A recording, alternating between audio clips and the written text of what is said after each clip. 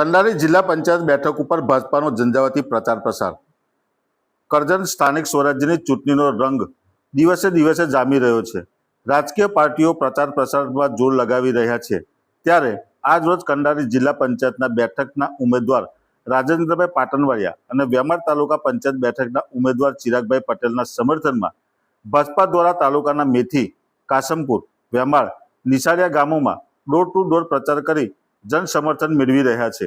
મોટી સંખ્યામાં ભાજપાના હોદ્દેદારો, કાર્યકરોના કાફલા સાથે ઉમેદવારો મતદારો પાસે પહોંચી કિંમતી મતની માગણી કરી રહ્યા છે। ભાજપા દ્વારા પ્રચાર પ્રસાર દરમિયાન મળતા જન સમર્થનને લઈ વિજય વિશ્વાસ વ્યક્ત કરવામાં આવી રહ્યો છે।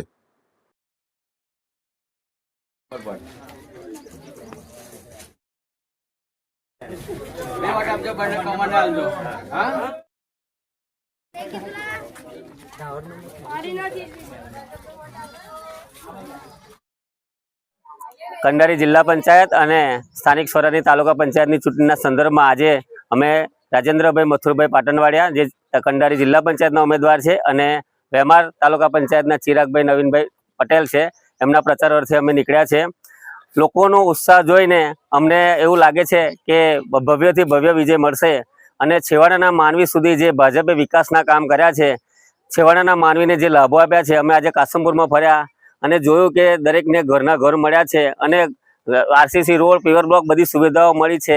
ખેડૂતોને જે કિસાન સન્માન નિધિ મળે છે, લોકો સામેથી કહે છે કે વાત ને વિવાદ નહીં, ભાજપ સિવાય કોઈ નામ નહીં, એટલો અનેરો અમને ઉત્સાહ અને સહકાર મળી રહ્યો છે। આ જોતા અમે આની આગળ કંડારી જિલ્લા તાલુકા પંચાયત અને એની આગળ કુરાલી તાલુકા પંચાયતનો બી પ્રચાર કર્યો। છેલ્લા 4 દિવસથી અમે પ્રચાર કરીએ છીએ, અમને જબરજસ્ત પ્રતિસાદ મળે છે, એટલે અમે ચોક્કસપણે આ જિલ્લા પંચાયત અને 5 તાલુકામાંથી 2 તો અમારી બિનહરીફ થઈ ગઈ છે, સીમડી અને ઢાવટ 2 તાલુકા પંચાયત બિનહરીફ થઈ ગઈ છે। બાકીની 3 અમે 100% ભવ્યથી ભવ્ય મતથી જીતીશું, એ જ અમારે અપેક્ષા છે। અને એમના કામ જે કે અમને લોકો ચીંધે છે કે ભાઈ આ કામ અમારું કરવા જેવું છે, એ બી અમે લોકો ડાયરીમાં લખીએ છીએ। જે કંઈ નાની મોટી એમને સમસ્યા એ બી અમે નોંધ કરતા રહીએ છીએ અને આ કામ બી અમે ટૂંક સમયમાં એમને પૂરા કરી આપીશું, એ જ અમે એ લોકોનો અમે ભરોસો આપ્યો છે અને અમે પૂરા કરીને બતાવીશું।